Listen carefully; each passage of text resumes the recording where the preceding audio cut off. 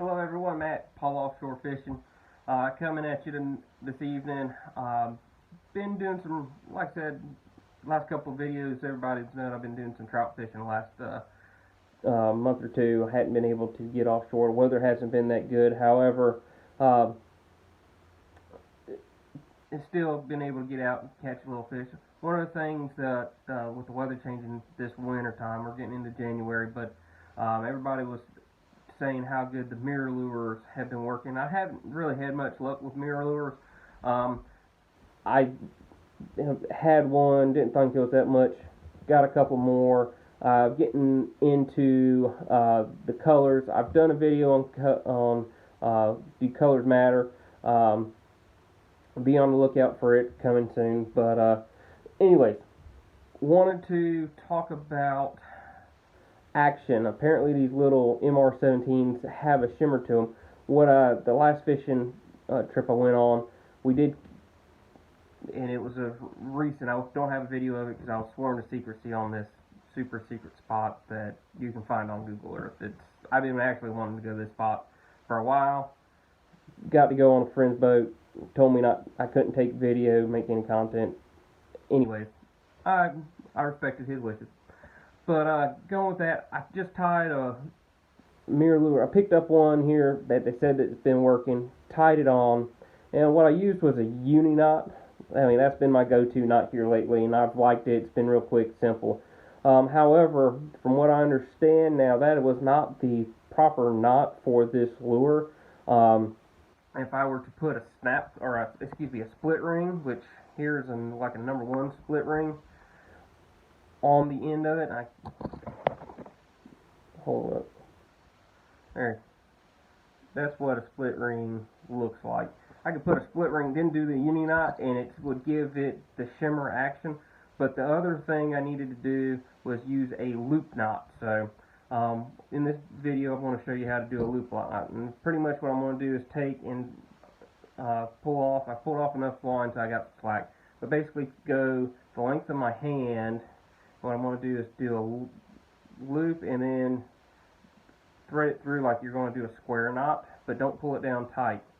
And you're going to get that started.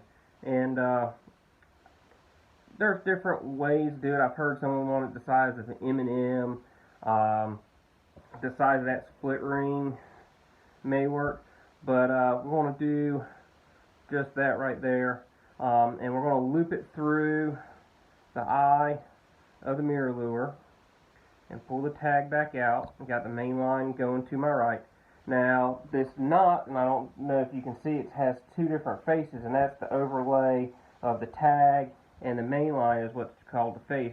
You want to go back in the way the face is, so the way I looped it over is going to be top to bottom, so I'm going to come back in, go through, and I gotta pull this up tight, but go through my loop,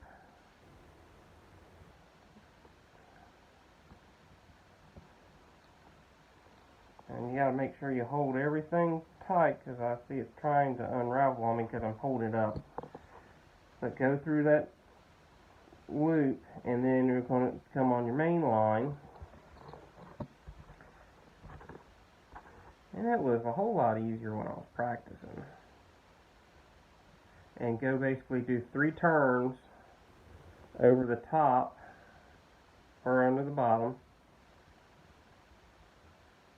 over the top, under, go 3 times, and then you're going to go back through that loop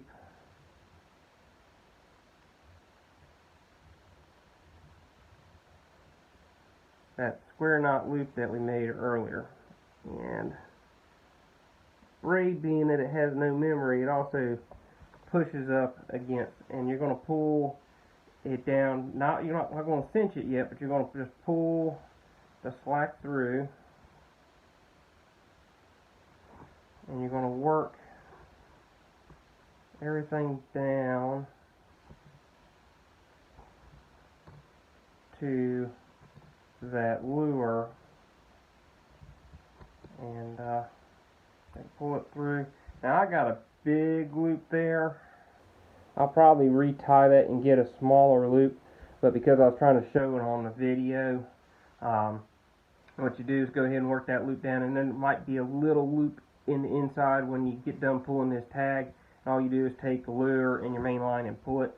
Now, that is a solid knot. Don't forget, now I also did not moisten that knot before I cinched it. Make sure you moisten it so it doesn't chafe. But from what I understand, it's supposed to give it, almost looks like a bowline knot, but it's supposed to give it, give the lure action, and it may be that action that I didn't have to generate a fish strike the other day. Maybe hence why we only got one strike on that one lure. But look for my braid pliers, but I'll just use these cutters on, or excuse me, braid cutters, but I'll use these cutters on my snap ring pliers. But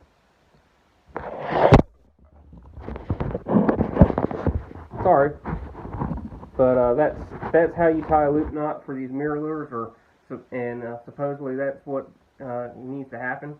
So we're going to give that a try on this next fishing trip. Also, like I said, I got a video about to come on some